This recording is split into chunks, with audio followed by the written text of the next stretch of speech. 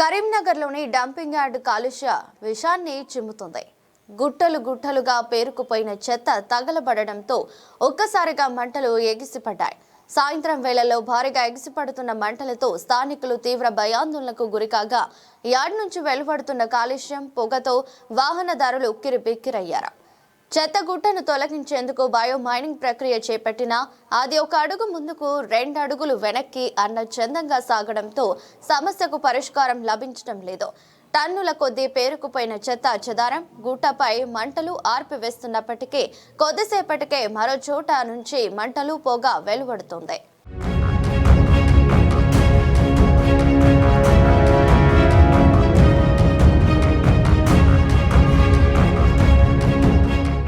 ఇప్పుడు మీరు నా వెనక చూస్తుంది ఏ పర్యాటక కేంద్రమో ఏ మేఘాల కొండను అనుకుంటే మీరు చెత్తలో కాలేసినట్టే. ఇదంతా కూడా కరీంనగర్ జిల్లా కేంద్రానికి సంబంధించి 60 డివిజన్లకు సంబంధించిన వ్యర్థాలనంతా కూడా ఇక్కడికి తరలించే డంపింగ్ యార్డ్. అయితే ఈ డంపింగ్ యార్డ్ ఇప్పటికీ ప్రతి సంవత్సరం కూడా పలుమార్లు భారీ అగ్ని ప్రమాదాలు చోటు చేసుకుంటున్న పరిస్థితి అయితే నెలకొంది.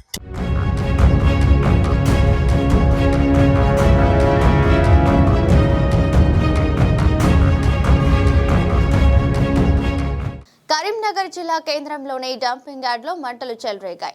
గుట్టలుగా పేరుకుపోయిన చెత్త తగలబడడంతో మంటలు ఎగిసిపడ్డాయి. దీంతో పరిసర ప్రాంత ప్రజలు తీవ్ర భయాందోళనకు గురయ్యారు. హైదరాబాద్ రామగుండం బైపాస్ రోడ్డులో దశాబ్దాల కాలం క్రితం ఏర్పాటు చేసిన ఈ డంపింగ్ యార్డుకు చెత్తను తగ్గించేందుకు బయో మైనింగ్ చేయాలని నిర్ణయించారు.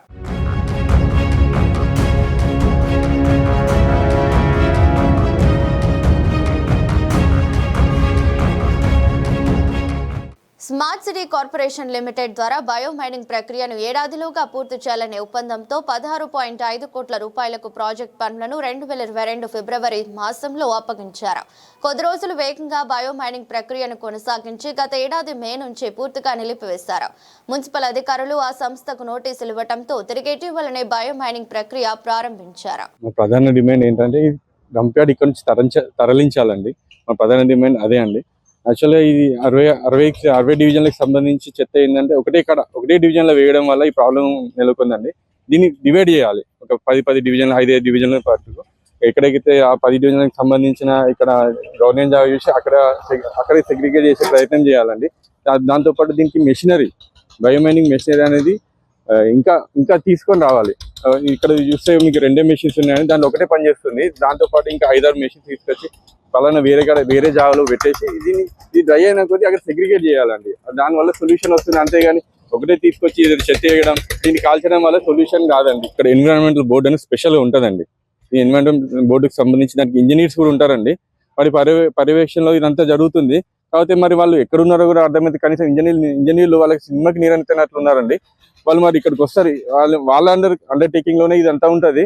కానీ వాళ్ళకి నిమ్మకి నేనైతే మాకు ఏం సంబంధం లేదు. జనాలు ఏడవైనా చచ్చిపోయినా మాకు పర్వాలేదు, వాడు ఏడైనా వీకని సావని అని చెప్పేసి ఉద్దేశంలోనే వీళ్ళు ఉన్నారు. కానీ మరి ఒక సమస్యకి పరిష్కారం చూపెడదాం, నేను ఒక ఇంజనీర్ పలానా ఎన్విరాన్మెంటల్ ఇంజనీర్ దీనికి సొల్యూషన్ చూపెట్టాలని ఆయనకి లేదండి. అసలు వాళ్ళకి దీనికి సంబంధించి అసలు ఉన్నారా లేరా కూడా మాకు అర్థం అవ్వట్లేదండి. కమిషనర్ గారిని కానీ సంప్రదించాము. వాళ్ళు పక్క జిల్లాలు కానీ ఇక్కడ పక్క రాష్ట్రాలలో కూడా ఎక్కడ కూడా ఇలాంటి సమస్య లేదు. ఓన్లీ తెలంగాణలో కరీంనగర్ జిల్లాలో ఇలాంటి సమస్య ఉండడం చాలా ఘోరం. ఇది ఏంది అని అంటే అలా చూస్తున్నారు, వాళ్ళు కూడా అన్ని చెక్ చేస్తున్నారు. కాకపోతే ఏం ప్లేస్ లేదు అంటున్నారు. ఇప్పుడు గవర్నమెంట్ ప్లేస్ ఎలాంటి ప్లేస్ కూడా లేదు అని అంటున్నారు. దీన్ని డంప్ యార్డ్ తరలించడానికి ఎలాంటి ప్లేస్ లేదు, ఎవరు రాణిస్తలేరంట. ఏ ప్లేస్ లోకి వెళ్ళినా వాళ్ళు రిటర్న్ పంపిస్తున్నారంట, రాణిస్తలేరంట. వాళ్ళు మమ్మల్ని ఎక్కడ పెట్టాలి అంటే దీనికి సొల్యూషన్ దొరకడం లేదు అదని చెప్తున్నారు.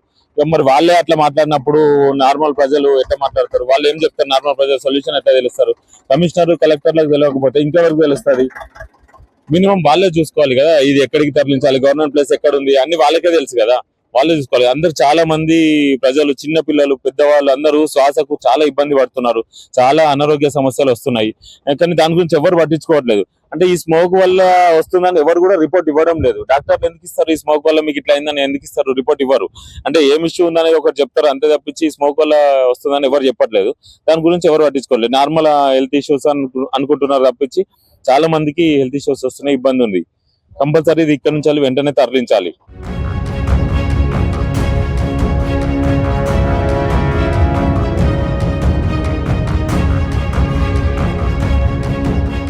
అయితే కాంట్రాక్ట్ అప్పగించి దాదాపు 2 ఏళ్లు పూర్తవుతున్నా నేటికి గుట్టలు తగ్గడం లేదు. ప్రతిరోజు నగరంలో 1,50,000 మెట్రిక్ టన్నుల వరకు చెత్త వెలువడుతోంది. డంపింగ్ యార్డుకు పరిసరాలైన ఆటోనగర్, అల్గునూరు, సదాశివపల్లి, కోతిరాంపూర్, అలకాపురి కాలనీ, కమాన్, సిక్కువాడ వరకు పొగ విస్తరిస్తోంది. దీంతో తాము రోగాల బారిన పడుతున్నామని ఆయా కాలనీల వాసులు వాపోతున్నారు. బయోమైనింగ్ ప్రక్రియ ద్వారా చెత్తను వేగంగా శుద్ధి చేయడంతో పాటు తిరిగి ఇక్కడ చెత్త గుట్ట పేరుకుపోకుండా చర్యలు తీసుకోవాలని కోరుతున్నారు.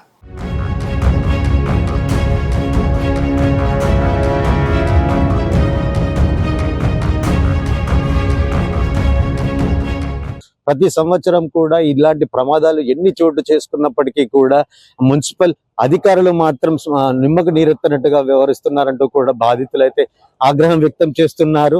దీనికి సంబంధించి ఇప్పటికైనా అధికారులు చర్యలు తీసుకోవాలి, డంపింగ్ యార్డ్ను తరలించాలంటూ కూడా స్థానికులు కోరుకుంటున్నారు. అయితే దీనిపై ఎవరైనా ప్రశ్నిస్తే, స్థానికంగా ఉన్న వాళ్ళు ఎవరైనా అధికారులను గట్టిగా ప్రశ్నిస్తే వారిపై అక్రమ కేసులు కూడా బనాయిస్తున్నారంటూ కూడా ఆరోపణలు కూడా వెల్లువెత్తుతున్నాయి.